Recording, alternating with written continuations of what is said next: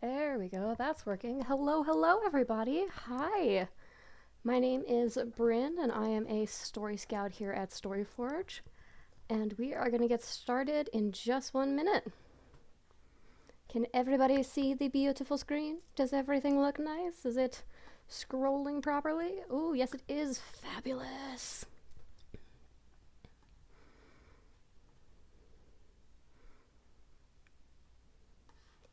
Okay.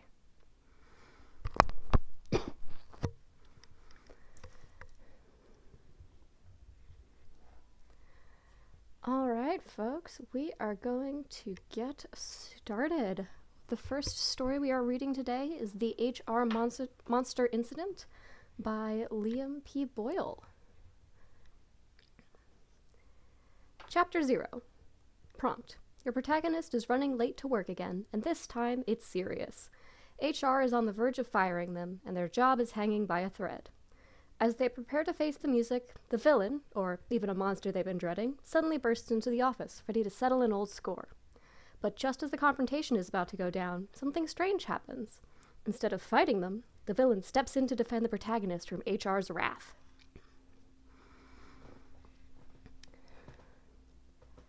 The invectives and expletives poured out of my mouth as I pedaled my way to work. I had overslept, I was low on coffee, and then I caught a flat.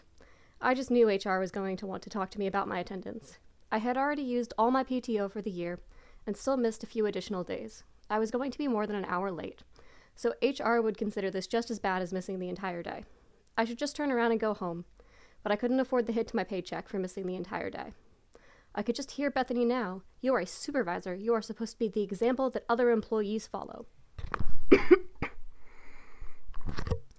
As I was finally approaching the office. Maybe I could just slip into the side entrance and make it to my desk without anyone seeing me.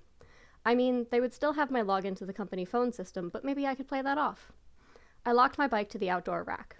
The old owner used to let me actually keep it inside my office, which was nice on days with bad weather, but ever since we got bought out a few years back, any allowances the previous owner had given us were taken away. Raises had gone from 5 to 10% every year to only 3%, and every position we had was either not filled by offshoring to a country with lower pay rates, or automated.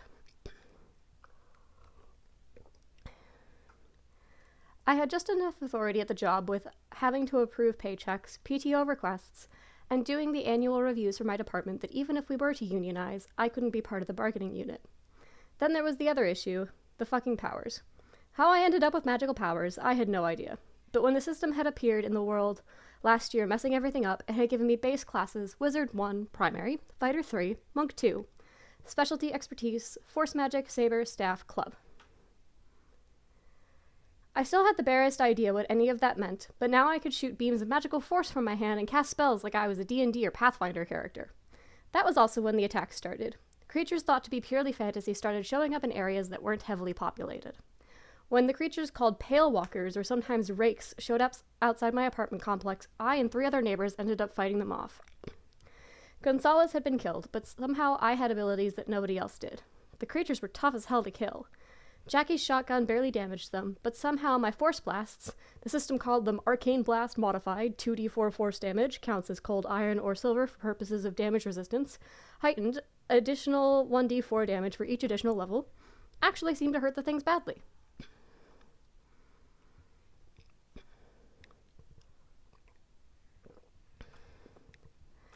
Ever since that incident, any monsters showing up in the neighborhood seemed to be my problem to deal with. Most of my neighbors were base class NPC, so essentially unchanged from the regular people they were before the system showed up. Not that the system and monsters showing up had changed anything. Rent was still due on the 1st, my paychecks never stretched far enough, and there were still other bills to pay and groceries to buy.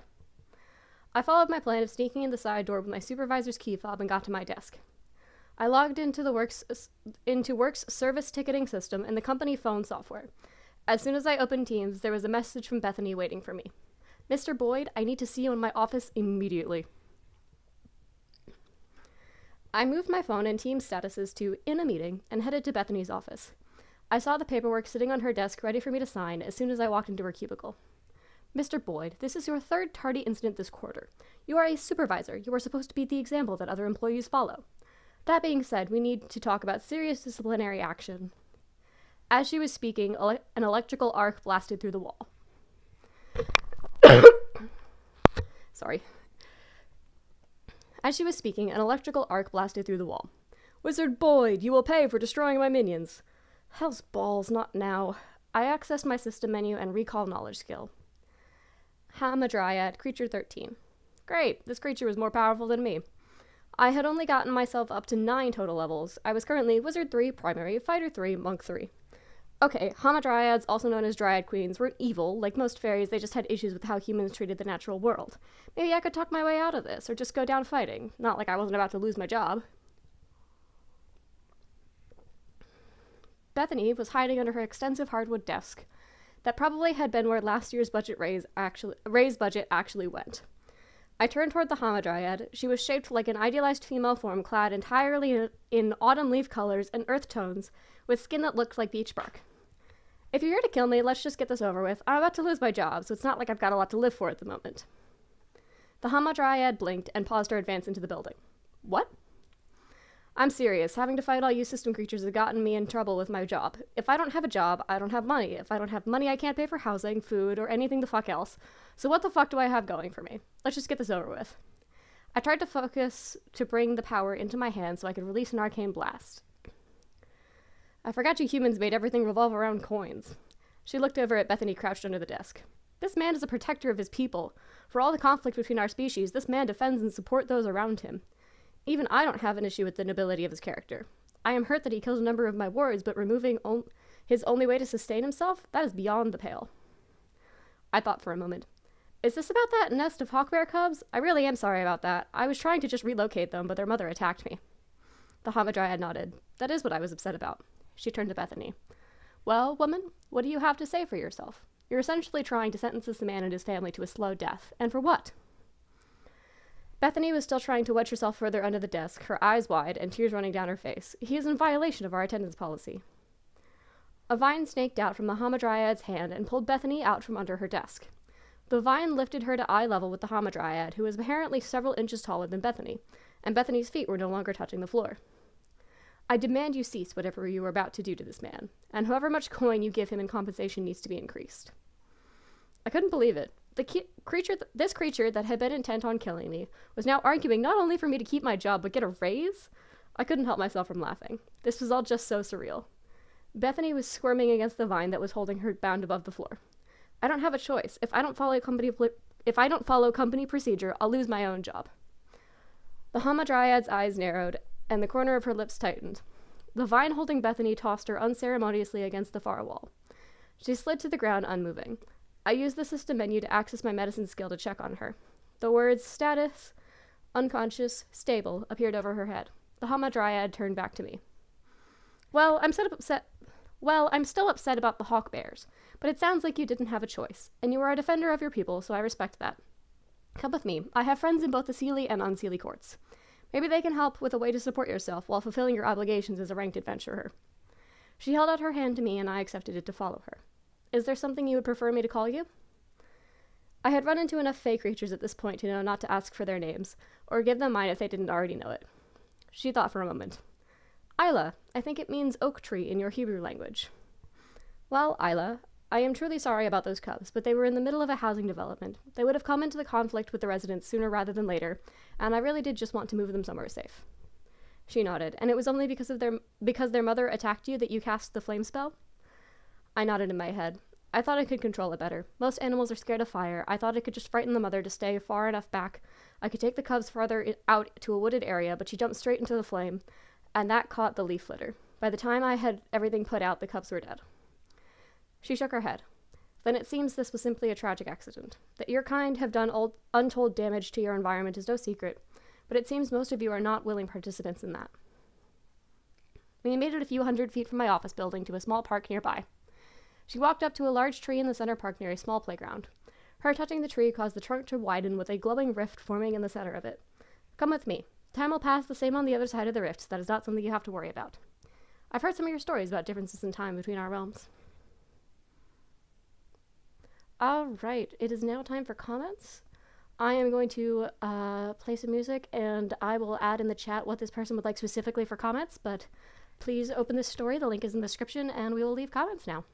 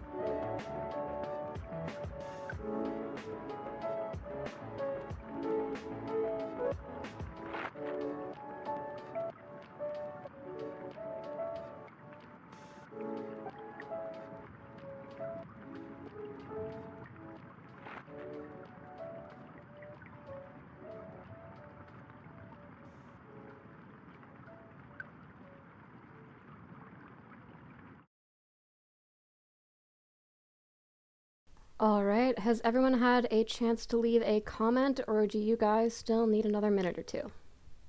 If you guys need another minute, I will leave it again.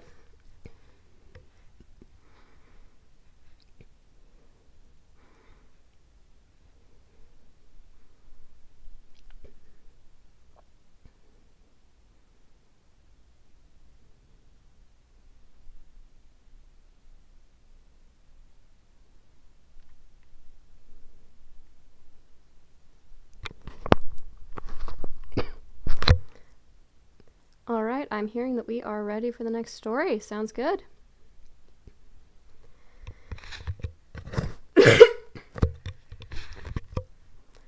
Okay. Our next story is going to be Augmented Reality Check. So if you'd like to open it up and follow along, it will be the second link in the description. We're just going to read chapter 1 today, but this story does have 2 more chapters if you would like to continue reading it on your own time. Chapter 1.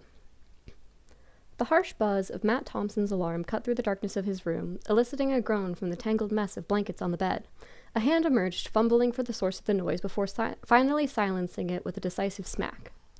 For a moment, all was quiet. Then, with a sigh that seemed to carry the weight of the world, Matt pushed himself up, his lanky frame silhouetted against the glow of LED strips that lined his gaming setup. Lights 50%, he mumbled, squinting as the room's smart bulbs gradually illuminated, revealing a space that was equal parts teenage bedroom and high-tech command center. Posters of cyberpunk cityscapes and famous esports teams adorned the walls, while a state-of-the-art gaming rig dominated one corner, surrounded by a curved, ultra-wide monitor and an array of peripherals that would make any serious gamer drool. Matt swung his legs over the side of the bed, his bare feet touching the cold floor. He ran a hand through his messy brown hair, his mind already racing through the day ahead. Monday, school, people. His stomach tightened at the thought. With practiced movements, he made his way to his gaming chair, sinking into its embrace. The monitor hummed to life, bathing his pale face in a blue glow. Matt's fingers danced across the keyboard, logging into his favorite MMORPG. The game's loading screen appeared, promising an escape to a world where he wasn't awkward, lonely Matt Thompson, but Dark Mage 99, a respected and powerful figure in a digital realm. A soft knock at the door broke his concentration. "Matt, are you up?" His mother's voice, tinged with concern, filtered through the door. "Yeah, Mom, I'm up," he replied, not taking his eyes off the screen. The door creaked open, and Lisa Thompson peered in. She was already dressed for work, her nurse's scrubs a stark contrast with the sci-fi aesthetic of Matt's room. "Honey, you know you shouldn't start gaming before school. You need to eat breakfast and get ready." Matt's shoulders tensed. "I'm just checking something quick. I'll be down in a minute." Lisa sighed, a sound Matt had become all too familiar with. "Okay, but don't lose track of time. And please, try to talk to someone today. Join a club, or—" "Mom," Matt cut her off, finally turning to face her. "We've been over this. I'm fine. I have friends." He gestured vaguely at his computer. The look of disappointment on his mother's face made Matt's chest tighten. "Online friends aren't the same as real-world connections, sweetie. I just worry about you." "I know," Matt said softly, the fight draining out of him. "I'll try, okay?" Lisa nodded, offering a small smile. "That's all I ask. I love you, Matt." "Love you too, Mom." As the door closed behind her, Matt turned back to his computer, the game world now fully loaded. He had every intention of following through on his promise to his mother, but as he saw the notifications of his guildmates online, the pull of the familiar was too strong to resist. Just 5 minutes, he muttered to himself, slipping on his gaming headset. The next time Matt looked at the clock, he realized with a jolt he had less than 10 minutes to get ready and leave for school. Cursing under his breath, he logged out and rushed through his morning routine, throwing on the first clean clothes he could find and running a comb haphazardly through his hair. He grabbed his backpack and thundered down the stairs, nearly colliding with his mother in the kitchen. "Matt, you're going to be late again," Lisa chided, holding out a granola bar and an apple. "At least take these with you." "Thanks, Mom," Matt said, stuffing the food into his bag. He paused at the door, seeing the worry etched on his mother's face. I'll try to talk to someone today, for real this time." Lisa's expression softened. "That's my boy. Have a good day, sweetie." As Matt stepped outside, the cool morning air hit his face, grounding him in reality. The walk to Evergreen High was short, but it felt like a journey to another planet. With each step, Matt felt the comfort and confidence of his online persona slipping away, replaced by the awkward, introverted teenager he saw reflected in the eyes of his peers. He approached the school building, its brick facade looming before him like an impenetrable fortress. Groups of students clustered near the entrance, laughing and chatting animatedly. Matt hunched his shoulders, clutching the straps of his backpack as if they were a lifeline. "Just get through the day," he muttered to himself, taking a deep breath. "Then he can go home and log back in."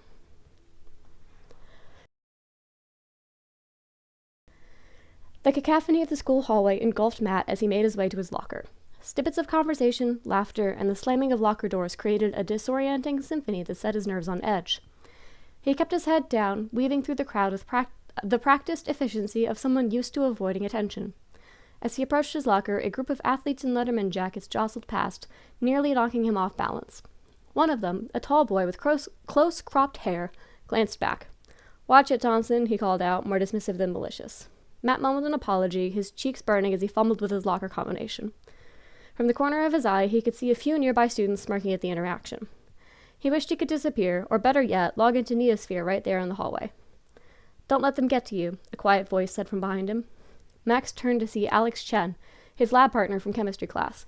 Alex was one of the few people at school who actually talked to Matt, though their interactions rarely extended beyond discussions of molecular structures and chemical equations. "I'm used to it," Matt replied with a shrug, pulling out his textbooks. Alex leaned against the neighboring locker. "You shouldn't have to be. Have you thought about joining any clubs? It might help to make friends." "Yeah, I've heard that before," Matt cut him off, immediately regretting his sharp tone. "Sorry, I'm not really a joiner." Alex nodded, seemingly unfazed by Matt's brusqueness. "Well, if you change your mind, the tech club is always looking for new members. We're working on some pretty cool VR projects." For a moment, Matt's interest was piqued.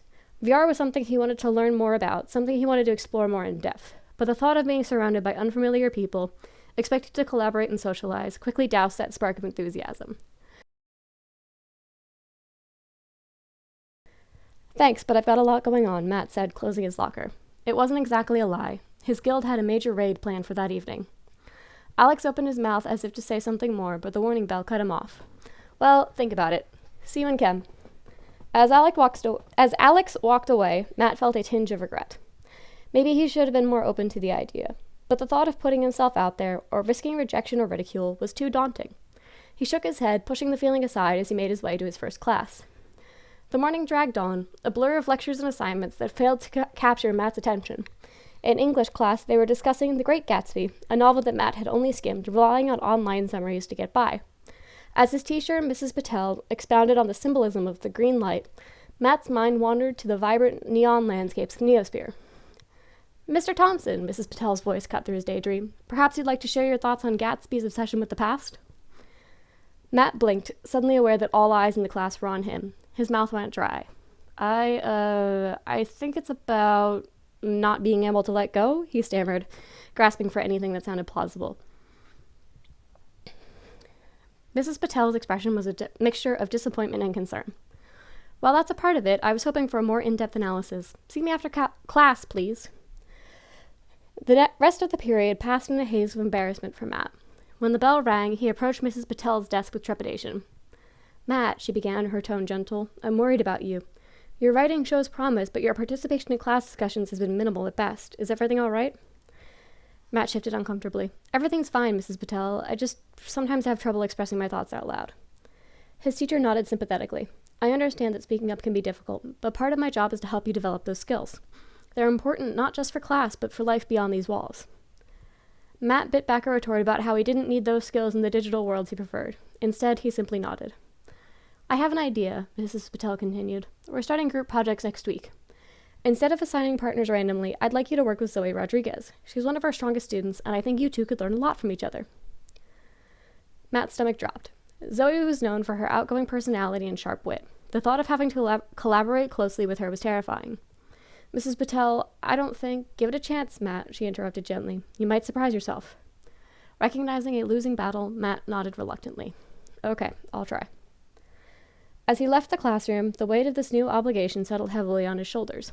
He made his way to the cafeteria, his appetite gone, but knowing he needed to make an appearance to avoid another concerned email to his mother. The lunchroom was a social minefield. Cliques and friend groups clustered around the tables, their invisible boundaries as clear to Matt as if they had been marked with caution tape. He found an empty table in the corner, sitting with his back to the room as he half-heartedly picked at the apple his mother had given him that morning. From behind, he could hear snippets of excited conversation. Words like neosphere and mentions of a new expansion and revolutionary new tech caught his attention. He resisted the urge to turn around, instead pulling out his phone and discreetly searching for any news about his favorite game. His eyes widened as he saw the latest announcement. Neosphere was launching a massive update that evening, introducing new quests and expanding the game world. The company had been teasing this expansion for months, but the fact that it was dropping tonight was a major surprise. The announcement also alluded to a brand new way to experience Neosphere. For a moment, all of Matt's anxieties faded away, replaced by a surge of excitement.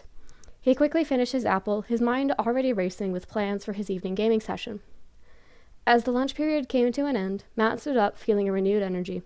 The rest of the school day stretched before him, but now it was just an obstacle to overcome before he could lose himself in the immersive world of Neosphere. With a small, secretive smile, Matt headed to his next class, counting down the hours until he could log in and escape to the place where he felt truly alive. The final bell rang, signaling the end to another school day. Matt felt a surge of relief as he quickly packed his bag, eager to leave the confines of Evergreen High behind. As he moved through the hallway, he caught sight of Zoe Rodriguez chatting animatedly with a group of friends. Their eyes met briefly, and Matt quickly looked away, remembering Mrs. Patel's project assignment with a mixture of dread and anxiety. Outside, the afternoon sun warmed his face as he began his walk home. The quiet of the residential streets was a welcome respite after the noise and social pressure of school. Matt's pace quickened with each step, drawn by the promise of escape that awaited him at home. As he approached his house, he saw his mother's car in the driveway. A pang of guilt hit him as he remembered his promise to try and be more social. Taking a deep breath, he steeled himself for the inevitable conversation. "I'm home," Matt called out as he entered. Lisa appeared from the kitchen, still in her scrubs. "Hey, sweetie, how was school?" Matt shrugged, dropping his backpack by the door. "It was fine, the usual." His mother's hopeful expression faltered slightly. "Did you talk to anyone new today?" "Sort of," Matt replied, thinking of his brief interaction with Alex. "And Mrs. Patel assigned me a partner for a group project." Lisa's face brightened. "That's great, Matt. Who's your partner?" "Zoe Rodriguez," he mumbled, heading towards the stairs. "Oh, I've heard you mention her before. She seems nice," Lisa said, following him. "Maybe you can invite her over to work on the project?" Matt paused on the stairs, turning to face his mother. "Mom, it's not like that. It's just a school thing." Lisa sighed, her expression a mix of concern and frustration. "I know, honey. I just worry about you spending so much time alone in your room. It's not healthy." "I'm not alone," Matt protested. "I have friends online. We talk all the time." "Virtual friends aren't the same as real-world connections, Matt. I need to get started on my homework," Matt interrupted, continuing up the stairs. "There's a big event in Neosphere tonight, and I can't miss it." He heard his mother's exasperated sigh as he reached the top of the stairs. "Okay, but don't stay up too late. And please, try to spend some time on your schoolwork, too." "I will, Mom, I promise," Matt called back, already closing his bedroom door behind him. Once inside the sanctuary of his room, Matt let out a long breath, feeling the tension of the day begin to melt away.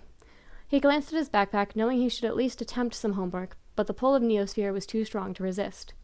Settling into his gaming chair, Matt booted up his computer. The login screen for Neosphere appeared, its futuristic cityscape beckoning him. As he entered his credentials, a notification popped up. "Welcome back, Dark Mage 99. The Neon Revolution update is now live. New quests, expanded territories, and unprecedented challenges wait. Are you ready to reshape the future?" Matt's pulse quickened with excitement. School, social awkwardness, and real-world obligations faded away as he clicked enter. The loading screen flashed, showing the heart of a sprawling cyberpunk metropolis. Neon signs flickered overhead. Hover cars zipped between towering skyscrapers. Here, in this digital realm, Matt wasn't the awkward loner struggling to fit in. He was Dark Mage 99, a respected player with a reputation for skill and strategy. A message popped up in his view. Cyber Wraith, hey DM99, ready to check out the new content? The guild's meeting at Neo Tower in 10. A smile spread across Matt's face as he typed his reply. On my way. Wouldn't miss it for the world. Alright, that is chapter 1. As a reminder, this story does have chapters 2 and 3 released. If you would like to take a look, you can find the link to the story in the description. But it is also time for comments. We're going to do 2 loops.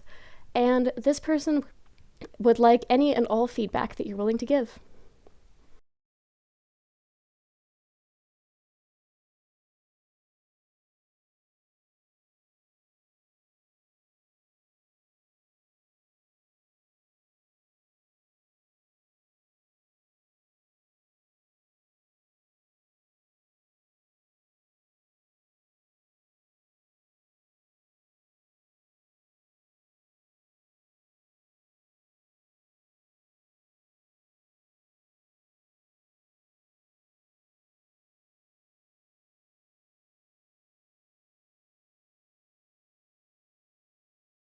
I forgot to unmute the music, I'm so sorry.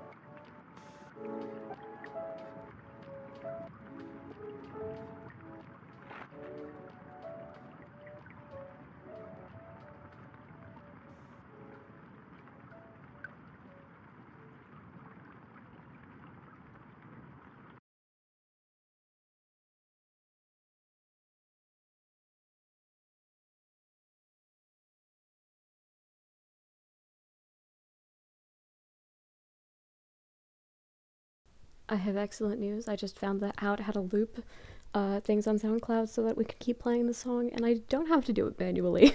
No, I did not know how to do that before. I signed up for SoundCloud literally today to use these songs. Also, shout out to the Storyforge person who allowed us to use their music for this. Is everybody ready for the next story? Let's do this. All right. The last story that we are going to be reading is City Twilight by Jack S. We are going to be reading there is just one chapter, so we're going to be reading the whole thing. And this person, for feedback, they were like overall/general feedback. I will say that again at the end, but that is what we're doing. Okay. Oh, I'm all out of tea. I was going to take a sip of my tea, but I'm all out. Well, all right, never mind. Let's just get to the story. At 8:30, the street lights flickered to life. A tinge of orange glow hung on the horizon, but the rest of the sky had long faded into a royal indigo. Puffs of smoke billowed softly from a nearby alleyway, and a subtle breeze whistled between the buildings. At this hour, the rumble of the city had died down, but the hustle of nightlife had yet to arrive. The whole world seemed to lie at peace. I sat atop the wall just outside my apartment, the one that stretched away from the building, sloping down its steps to meet the sidewalk. My shoes dangled above a row of hedges, their laces drooping just far enough to brush the tops of the leaves. A sketchbook lay on my lap, its edges a bit scuffed from use. The pages were no better, some torn up, folded, or otherwise missing. A fresh page sat in front of me, blank but for some distinctive lines that loosely depicted the cityscape before me. Color would be added soon, once my outlines allowed as much. I glanced up at my surroundings again, and a gust of wind struck me from behind.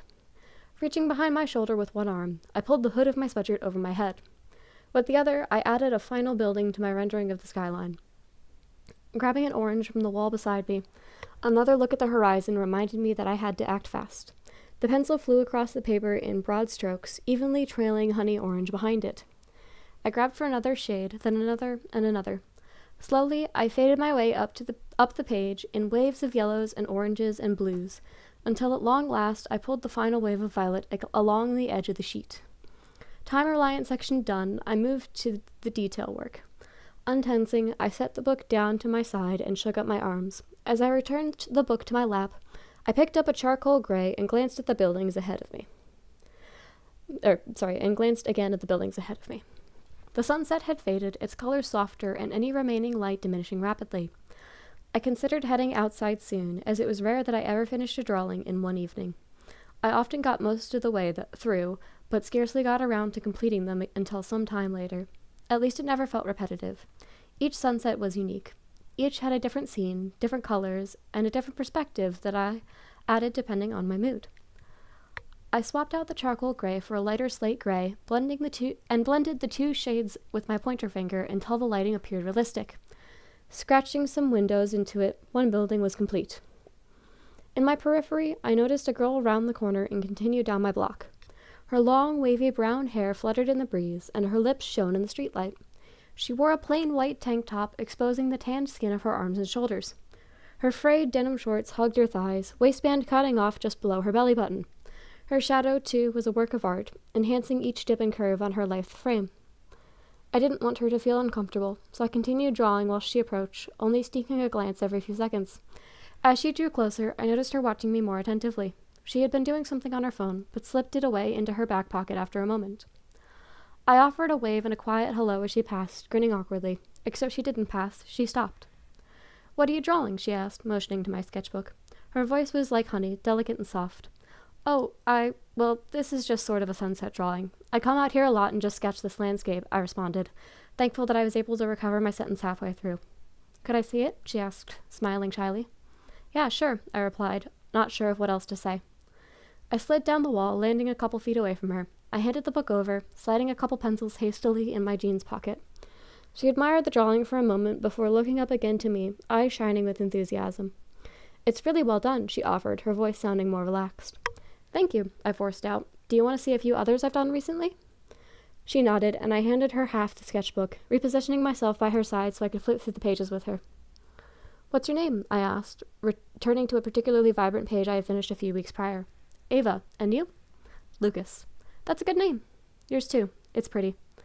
Oh, sorry, my do not disturb is turned off. Let me turn that back on. My apologies.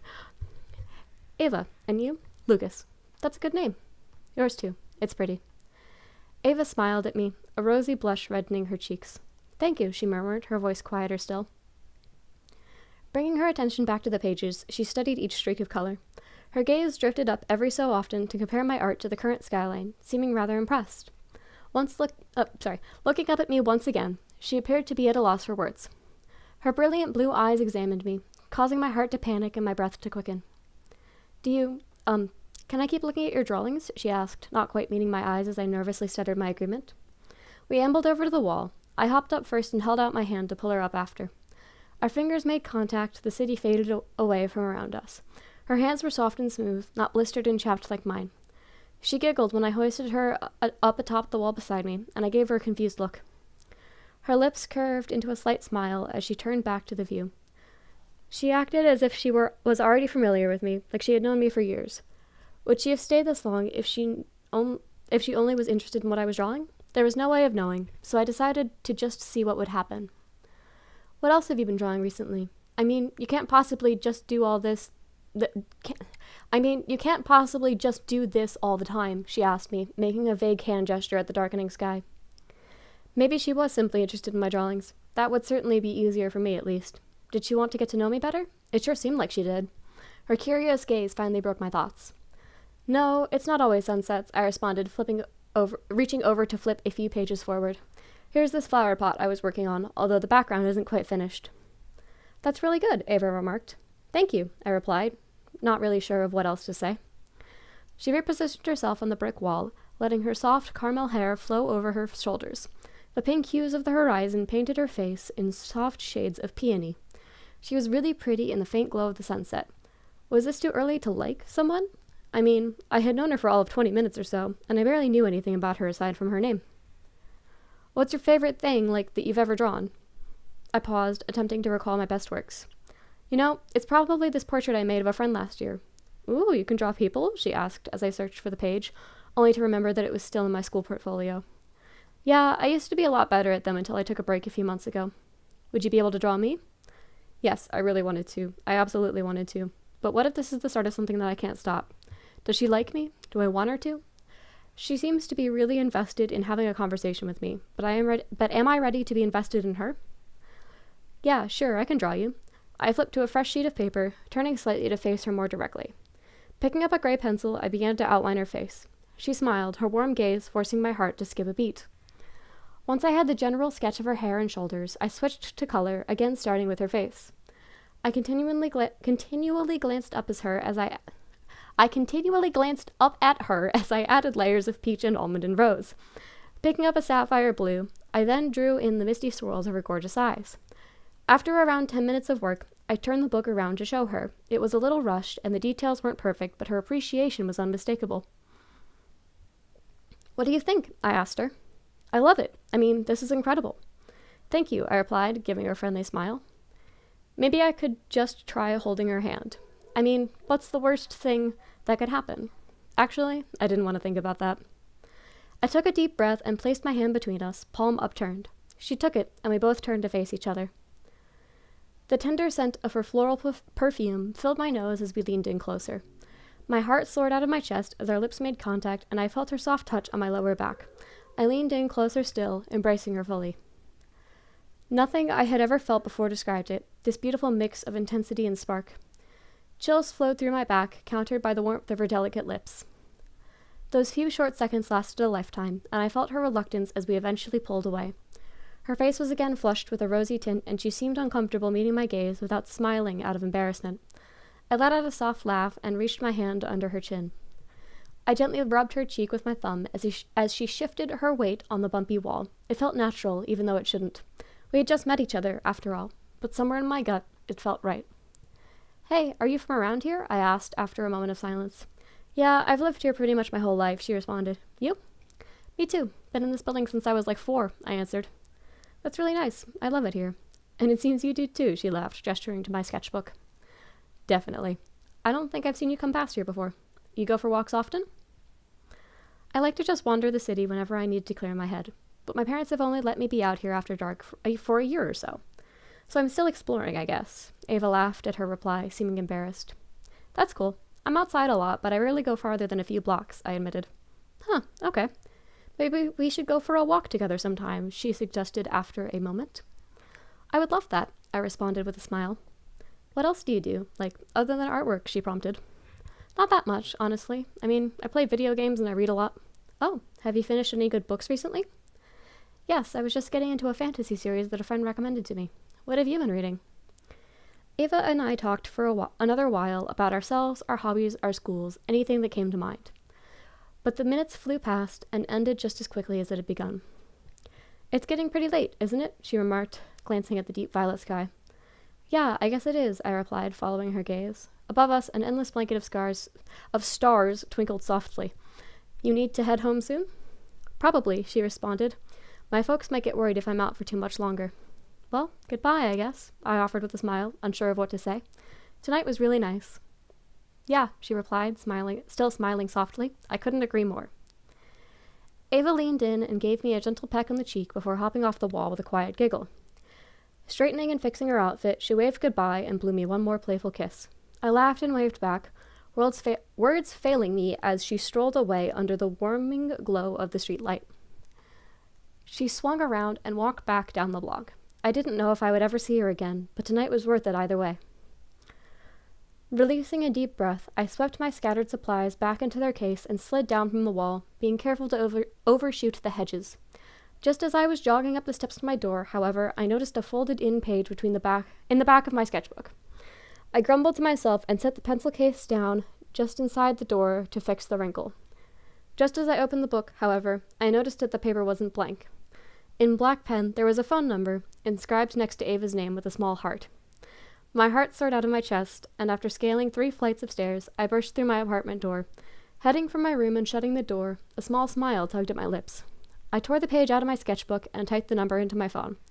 Outside my window, the city started to come alive, lights flickering on in every building. My hands trembled as I began typing out a message. The moonlight shone in now through my window, illuminating a path from the windowsill to my bed.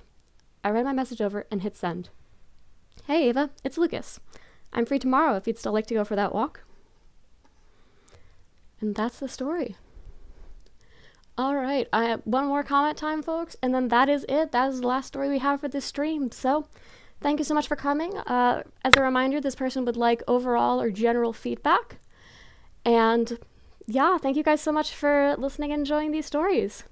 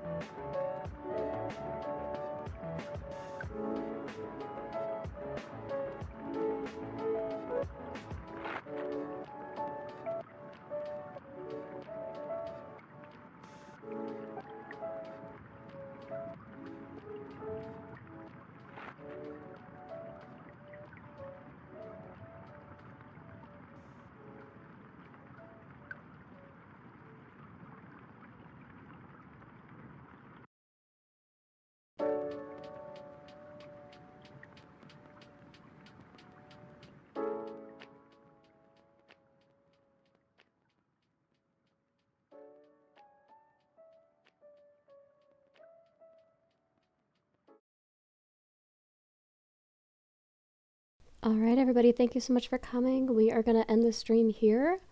If you'd like to give us feedback on this event and how it went, please do so. You can find us in the Discord, or you can leave a comment under this video, but either way, thank you so much everybody. Thank you for coming. Bye!